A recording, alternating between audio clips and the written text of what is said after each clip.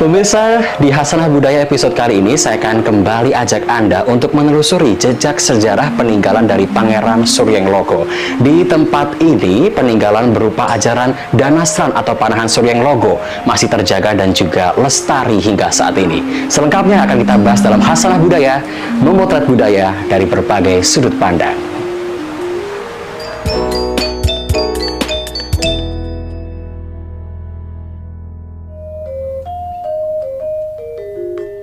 Sejarah bangsa Indonesia mencatat pernah terjadi perang yang cukup ganas, yakni Perang Jawa yang dipimpin oleh Pangeran Diponegoro. Perang Jawa yang berlangsung pada tahun 1825 hingga 1830 ini mampu membuat kalang kabut Belanda yang menjajah bangsa Indonesia. Perang Jawa tersebut berlangsung di sebagian Pulau Jawa, tepatnya di Yogyakarta hingga perbatasan Banyumas di bagian barat dan Magelang di bagian utara. Dalam Perang Jawa tersebut, Pangeran Diponegoro menyusun perang dengan menggunakan sistem struktur pasukan seperti yang digunakan pasukan militer Turki Utsmani. Nama berbagai kesatuannya merupakan adaptasi dari nama kesatuan militer Khilafah Utsmani. Dilansir dari National Geographic, pada Perang Jawa, Laskar Diponegoro memakai nama dengan organisasi ala Turki Utsmani.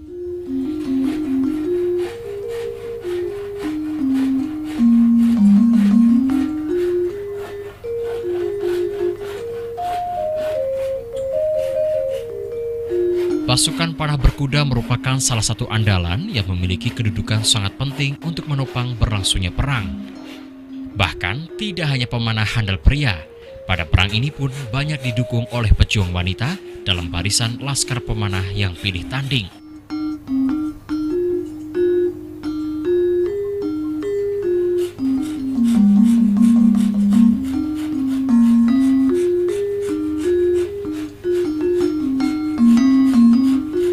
Pemirsa, di episode Hasanah Budaya kali ini kita akan memperdalam lagi gagrak dari Suryenglagan yang berupa Danastran atau Panahan.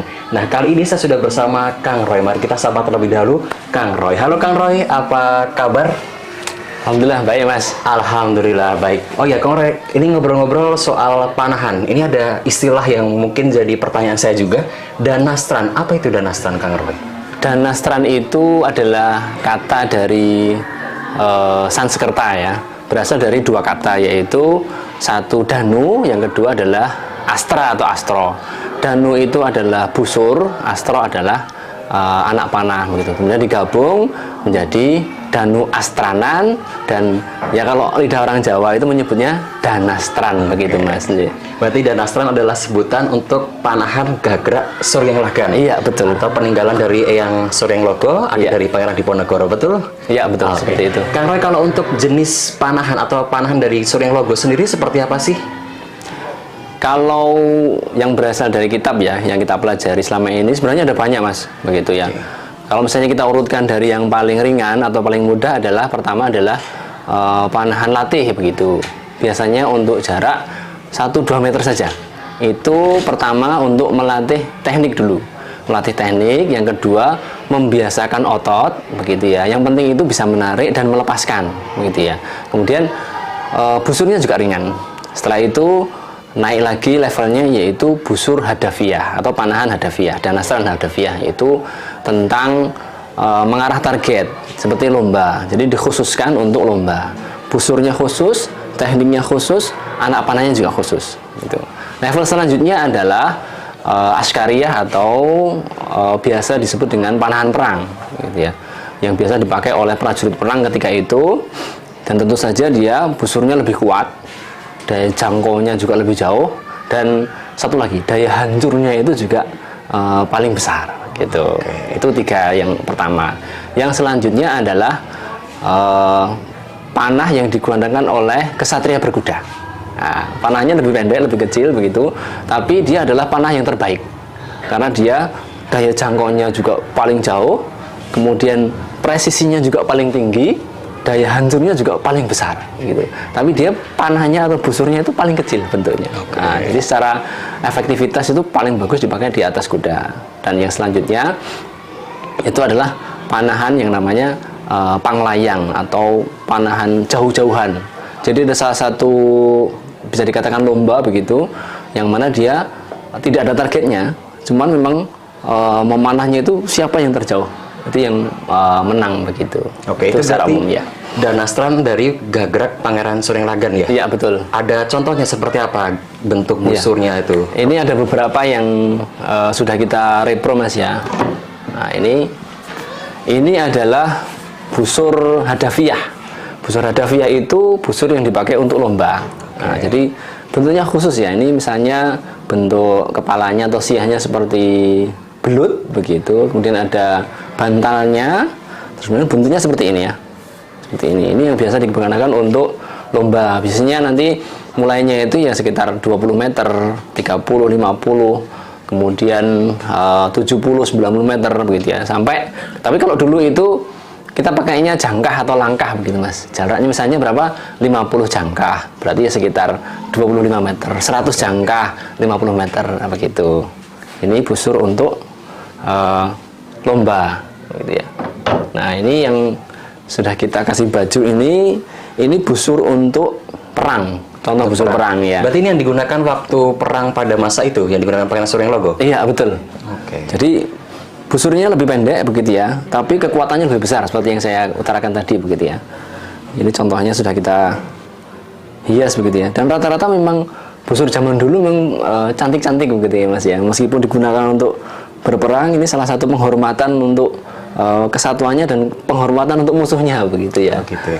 Oke. Seperti itu. Kalau dari bentuk sendiri, ini kan juga ada keunikan ya, menarik, dan bentuk lengkungannya. Itu apakah memang ada filosofi atau memang ada peninggalan dari ilmu-ilmu Pangeran Suringlogo yang mempengaruhi dari mungkin jaraknya atau kekuatannya gitu, atau gimana sih? Iya, betul. Jadi memang setiap busur itu, tadi saya sebutkan beberapa itu, bentuknya beda, terus kemudian bahannya beda, terus kemudian teknik atau penggunaannya juga beda. Contohnya misalnya ini ya, ini disebut sebagai busur askariyah atau busur militer begitu ya.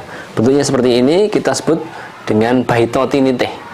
Seperti kapal begitu Mas ya, seperti kapal. Ini untuk lontarannya lebih jauh dan daya hancurnya yang lebih besar, seperti itu. Kalau untuk bahan-bahan yang digunakan Kang Roy untuk busur itu dari bahan apa? Secara umum Suringlagan ya? Ya, secara umum itu ada beberapa bahan penyusun, yaitu 3.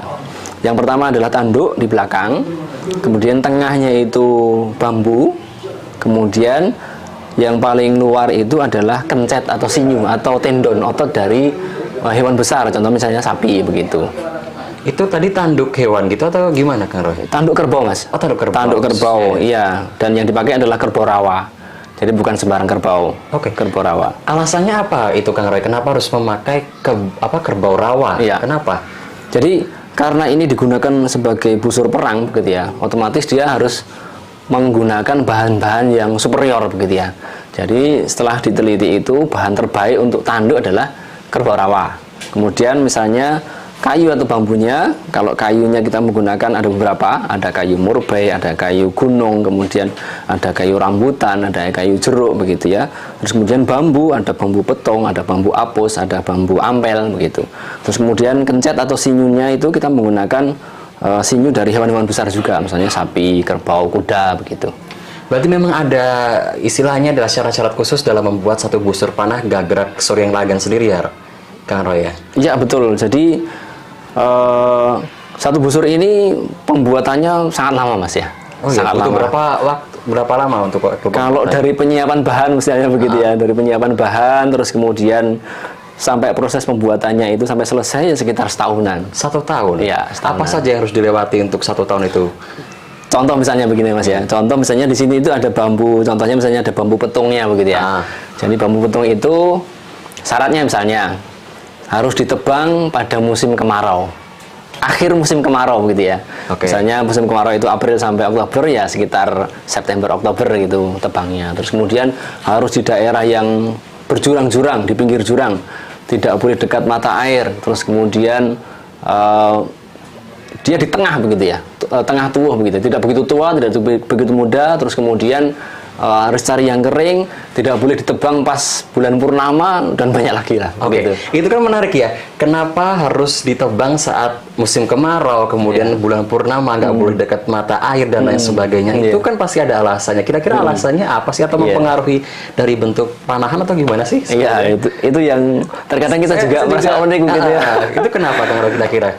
Jadi karena pemilihan bahan itu orang dulu itu memang luar biasa ya. Jadi pertama memang kita cari bahan itu yang, kenapa di daerah kering itu bahan kering dia lebih bagus, tidak mudah pepes atau melepes gitu ya Mas. Terus kemudian kenapa harus menghindari bulan purnama atau tengah bulan Hijriah begitu ya? Karena gravitasi bulan itu sangat tinggi ya. Air laut aja bisa sampai naik gitu ya. Apalagi yang di pori-pori tanah itu kan bisa naik ke bambunya. Jadi ketika pas di tengah-tengah bulan purnama itu biasanya bambu itu juga lebih basah. Makanya kita hindari hari-hari itu. Makanya juga jauh dari mata air, jauh dari sungai, danau begitu. Di perengan di perengan bukit begitu ya. Seperti itu. Oke, berarti yang saya tangkap adalah untuk keawetan juga mungkin ya Kang Roy. Iya, betul. Betul. Kalau untuk teknik pembuatannya seperti apa Kang Roy? Tapi jangan dijawab terlebih dahulu karena kita akan kembali setelah pariwara berikut ini.